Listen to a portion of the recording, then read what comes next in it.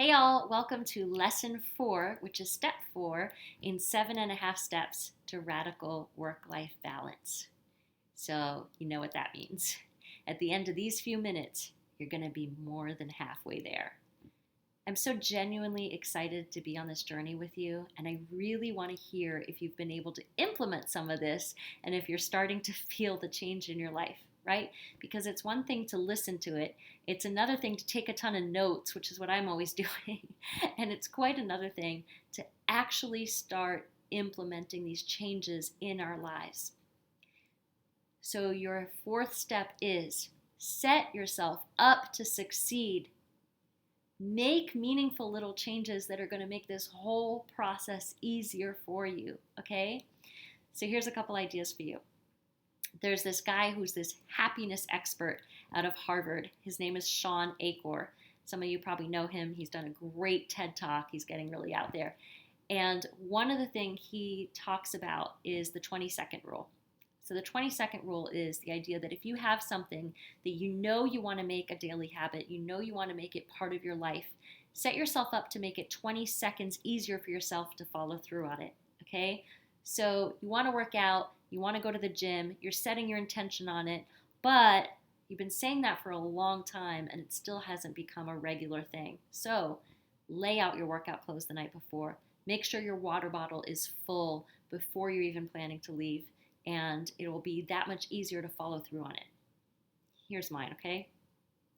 I genuinely love speaking in front of large audiences.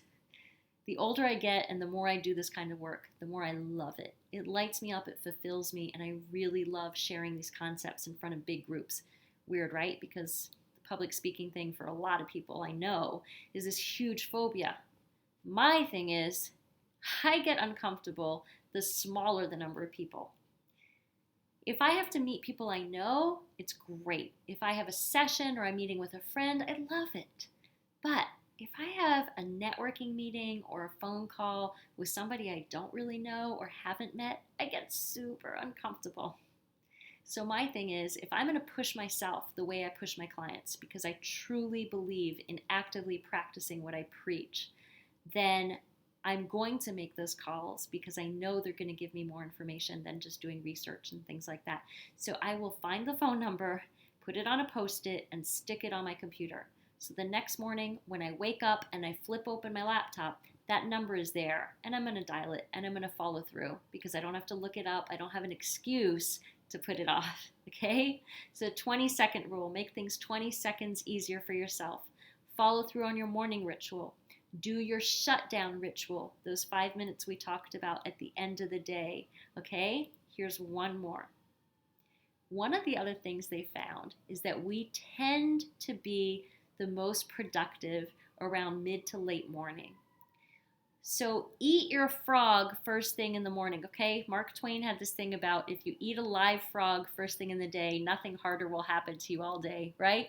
So somewhere around that 10, 11 o'clock thing, set that time up to do the most challenging thing on your schedule and do it, okay? When you follow through on that, two things happen. One is, if you do nothing else the rest of the day, you've had a productive day.